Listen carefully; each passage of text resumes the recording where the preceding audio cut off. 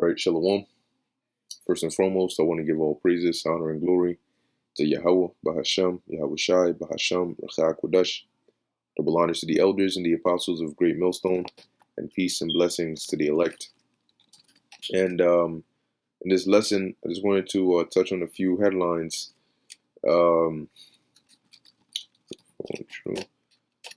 Dealing with, one was an article that was put in our group chat, and it's dealing with that push, okay, towards what we all know what. Okay, so the headline reads, this is from dailymail.co.uk, and it says, the end of ATMs in Australia. Thousands of cash machines are removed across the country as banks go digital. Okay, and we already know what that is, what that step is leading towards. It says here, ATMs and bank branches across Australia are continuing to close at a rapid rate. Switch by customers to digital banking seen Big Four banks switch their focus. And head of distribution Kath Bray said changes were a clear sign of the times. Interesting. So what are the times? All right, the times are what we've been telling you for all these years, starting with our elders and apostles of Great Millstone on down, and now with this whole Russia and Ukraine tension, that is the perfect crisis to exacerbate and speed up, the economic turmoil, and it could very well be the perfect crisis needed for them to push further in their agenda. If you take a look at the past 2 years, the whole situation that was going on the past 2 years, not to get caught up in what it was too much, but more so what it led to. What are the effects that we started seeing coming out of this Crown Vic situation? You saw inflation go up, and I remember there was a point. I remember where it wasn't as high, and we were saying inflation. I mean, you can go up and search in our videos, inflation. You're gonna see how many videos were done. I especially remember Apostle Tahar doing a lot of videos on it. Will inflation come to America? Inflation is coming. What is inflation? What is hyperinflation? Right? And now look at where we at. So it doesn't look like it's gonna stop, and we very well might be seeing hyperinflation very soon, as this conflict pushes further this already destroyed country, okay, and pushes it further into a third world state.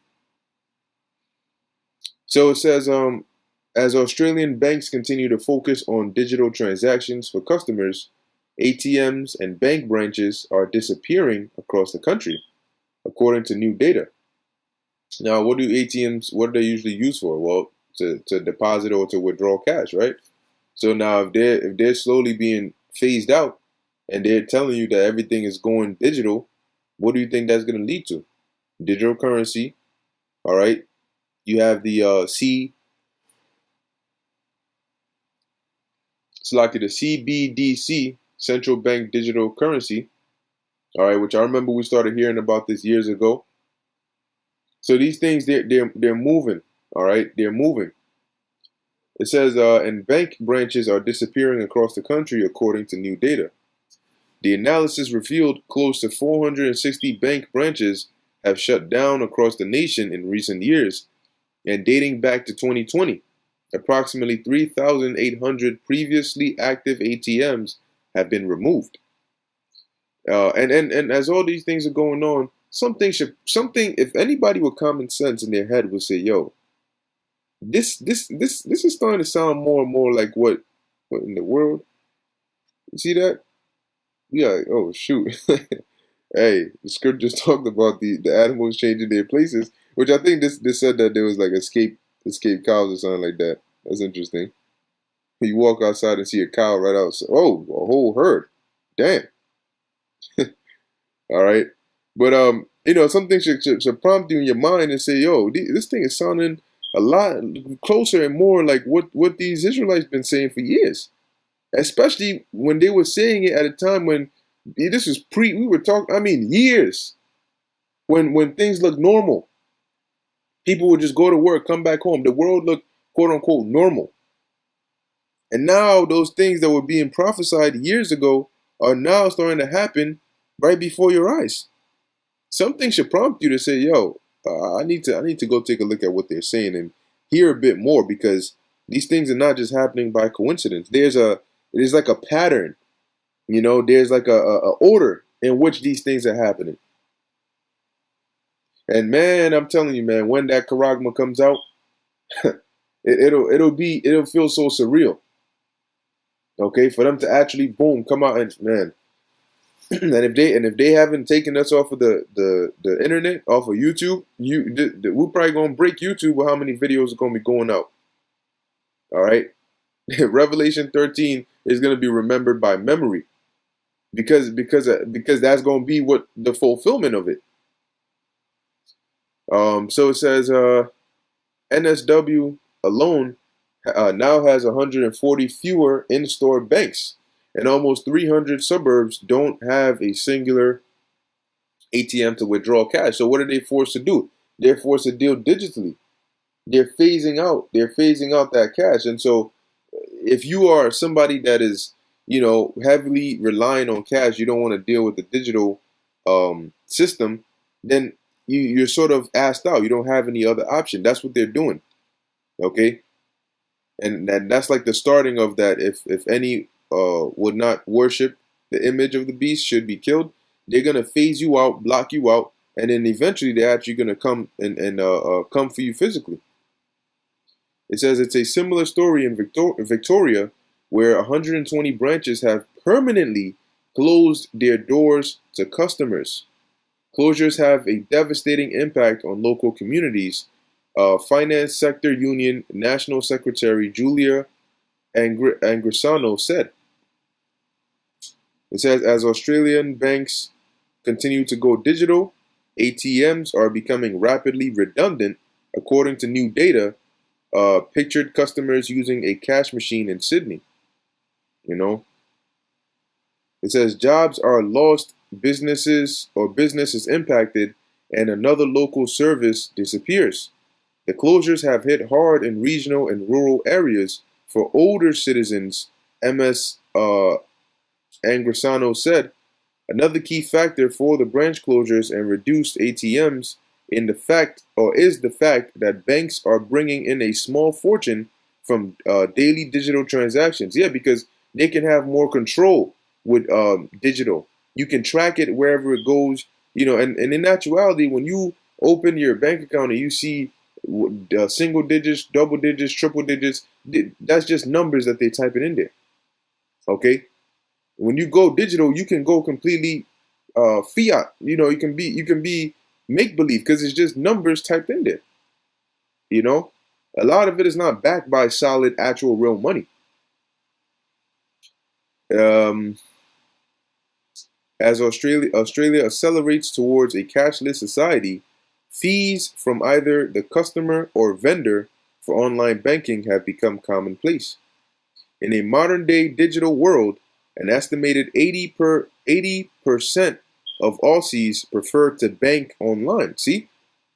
So it says, but the remaining 20%, namely the disabled or those who are not digital savvy, have been left stranded. So now, what's going to be that solution for both those that are with it and those that are not as technologically savvy? Well, just get it put inside your body. And have everything in one, so you don't have to learn how to do this, just have it all in one place conveniently. All right. What I'll do is I'll leave this link to this article in the description so you can check it out, if you want. But the next thing I want to get is this here on Twitter. Okay, now it says here, just in, World War III would be nuclear and destructive, says Russia's Foreign Minister Lavrov. So now you gotta sit back and think, why are they? This is like a different vibe from a different kind of World War III vibe from when they ordered the assassination of Qasem Soleimani, the Iranian general. So now you got to ask yourself, why are they talking about World War III? Why are they talking like this? Why is Biden being asked if Americans should worry about a nuclear war? Why is FEMA telling people in case of a nuclear war to wear masks and social distance? What's that about? Why talk about something that it has no chance or possibility of happening? Because we've been prophesying of it for years, but we're just crazy. Remember, we're just the crazy guys with signboards in the corner, wearing dresses. So what is this? What is this about? Like we told you, wars and rumors of wars. See, talks like this are rumors of wars. But the thing is, in due time, those rumors will become true. All right? Because World War III will happen. And yes, it will be nuclear and destructive. So yeah, he was right on that. Why are they talking like this? Because the Most High is putting it into their minds to fulfill prophecy. Because prophecy says there will be World War III, and it will be nuclear, and it will be destructive. In fact, it'll be so destructive that America is going to be made a desert completely when this World War III is over with, Israel included, and other parts of the world will be hit. The only thing is, this third world war is not going to destroy the planet, but it definitely will cleanse it. All right. So this was the first one that was said. World War III will be nuclear and destructive. And then the same Russia's Lavrov, it says Russia's Lavrov repeats, world war is the only alternative for sanctions. You hear that? It's the only alternative for sanctions. World war is the only alternative for sanctions. So you should know what time we're living in.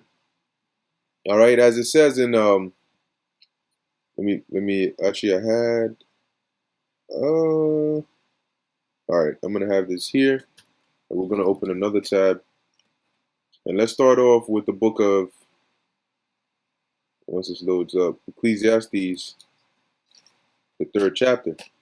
Okay, and just hit the point. Now, this is the book of Ecclesiastes, chapter 3, verse 1. It says, to everything there is a season, and a time to every purpose under heaven. And now we're going to jump down to verse 8. A time to love and a time to hate, a time of war and a time of peace. So right now, with the things going on, you should see that we are not in the time of peace. We're in the time of war. All right, we're in the time of the fulfillment of biblical prophecy. All right, we're in the time of heavy prophecies being fulfilled. That's the MOTB, the Charagma, okay, and the followed afterwards by that destruction. Okay, now could these nations be at war? Could they be in a cyber war? Could they be in a war that hasn't gone nuclear yet? They could. Okay, but we got to watch and see what the Most High does. Which brings me to this precept here in the book of 2nd Ezra, chapter 9, verse 1. He answered me then and said, measure thou the time diligently in itself, and when thou seest part of the signs past which I have told thee before, then shalt thou understand that it is the very same time wherein the highest will begin to visit the world which he made. So what are a part of the signs? Well, wars and rumors of wars are a part of the signs. As we're measuring the times, we're looking at these articles, looking at the things going on in the world, and we know these prophecies, so we know what to look out for. We're putting the two together and seeing, where do world events or current events fit in terms of the biblical prophetic timeline? Oh, okay, here's where we are. So that means what's to come next. All right. And when we see these things as we are seeing now, we know that we are in the same time, the same generation. All right.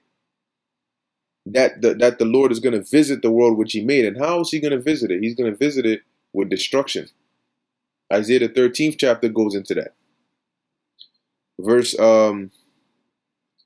3, therefore, when there shall be seen earthquakes and uproars of the people in the world. Yahweh Shai also spoke about that. Earthquakes in diverse places. One nation standing up against another. Verse 4, then shalt thou well understand. So it'll be solidified in your mind that the Most High spake of those things from the days that were before thee, even from the beginning. So we're going to remember these scriptures. When you see these things, the first thing that's going to come to your mind is, oh, that's 2nd Ezra the 15th chapter. Oh, that's Matthew the 24th chapter. Oh, that's Revelation the 13th chapter. Oh, that's Jeremiah the 30th chapter, the 7th verse. All right. Oh, that's Ezekiel the 38th chapter. We're going to remember these things because they were spoken and written of, all right, before our time. But why? So that we may have that guide. Okay. Verse 5, for like as all that is in the world hath a beginning and an end, and the end is manifest. So we are now at the end, all right, of this age. And that's going to come by way of thermonuclear destruction. All right. And people, yeah, it's a scary thing for people, but it's the truth. It's the truth. You may not want to hear that World War III is going to happen, but it's going to happen very, very soon. Okay. Now, it is possible that things could die down between Russia and Ukraine and things could start cooling down and so on and so forth. But that's okay. That doesn't mean that World War III is not going to happen. Ha, see, you guys said it's going to happen, and now look, everything calmed down. Ha, ha, ha. All right. The prophecy still remain because the Lord said his word does not come back to him void. So even if they do calm down, guess what? Something is going to happen. The same way this happened and things just sparked up out of nowhere, something is going to happen when the time is appropriate. And that time when it sparks, it's going to go all the way. All right. It's going to go all the way. Next precept is in the book of Ezekiel chapter 7 verse 3. It says, now is the end come upon thee. So what time are we living in right now? We're living in the end of the world. Now is the end come upon thee, and I will send mine anger upon thee, and will judge thee according to thy ways, and will recompense upon thee all thine abominations. So you know who should be worried, really? If you haven't repented and you're not seeking the Lord, you should be heavily worried. Because the recompense, the judgment that's coming is going to be according to your wicked ways if you haven't repented. And ultimately, if you're not of the elect. And mine eye shall not spare thee, neither will I have pity. So the Lord will put it into the minds of these kings and of the different people when they carry out judgment, not to have pity, not to spare. But I will recompense thy ways upon thee, and thine abominations shall be in the midst of thee. And ye shall know that I am the Lord Yahweh, Bahashem Yahushai. Thus saith the Lord power, an evil and only evil, behold, is come. So if you're wondering, are things going to get better? No. An only evil is come. The only good thing is that from that destruction is going to come salvation for the elect. But for the rest, it's going to be a very, very, very painful time. Verse 6, it says, the end is come, it watcheth for thee, behold, it is come. And that's what we're telling you, all right? The end is come, it watcheth for thee, behold, it is come. Verse 7, the morning is come unto thee, O thou that dwellest in the land. The time is come, the day of trouble is near. So what trouble is that? Jacob's trouble. And not the sounding again of the mountains. Now will I shortly pour out my fury upon thee, and accomplish mine anger upon thee, and I will judge thee according to thy ways, and will recompense thee for all thine abominations. So the Lord says he's not going to have pity. When he unleashes the famines to high levels, natural disasters, high levels, diseases on a high level, chaos, murder. I mean, things are going on now, but the Lord is going to take it to a whole nother level.